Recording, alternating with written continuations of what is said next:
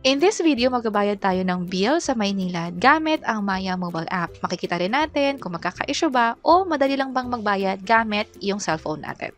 And kung first time mo sa channel na to and gusto mo pa ng mga online tutorial videos katulad nito, please click the subscribe button.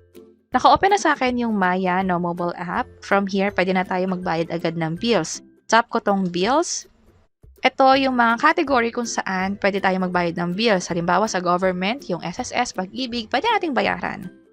This time, ang babayaran natin is yung water bill. So, hanapin ko rito yung water utility. Pwede ako mag-scroll up. Ito na siya. And then, hanapin ko rito yung Maynilad. Pwede rin yung umpisa pa lang, hindi mo na hanapin yung category. I-type mo na rito yung hinahanap mo. So, sa akin, Maynilad, which is ito na siya. Tap ko lang yan. Kompletihin ko lang lahat ng information na ina-ask dito, yung contract account number and also yung bill for that month. Ito yung halimbawa ng bill na meron tayo sa Maynilad. So, i-update ko yung amount na to at ilalagay ko kung magkano yung dapat kong bayaran for the month. Tap ko tong continue. At sa pagbayad ng Maynilad bill, libre siya. Walang charge pag magbabayad tayo ng Maynilad gamit yung Maya mobile app. So, reviewin natin lahat ng information. Kapag okay na, tap lang tong pay. Processing na yung payment natin. Pwede nating i-check itong resibo, which is ito siya. Pwede na nating i-take yung screenshot or yung picture nito as proof ng payment natin.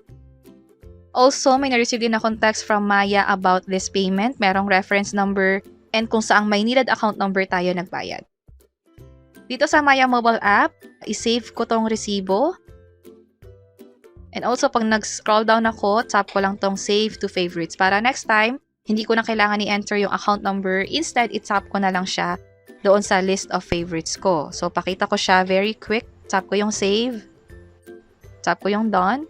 So, kapag magbabayad ako ng bills next time, tap ko lang yung bills. And nandito na siya sa list of favorites. Tap ko na lang yan. And then, i-update ko na lang yung amount. Kung magkano yung bill ko for the month. And proceed na. Hindi ko na kailangan i-enter ulit yung account number. So, ganun kadali magbayad ng bills gamit ang Maya mobile app.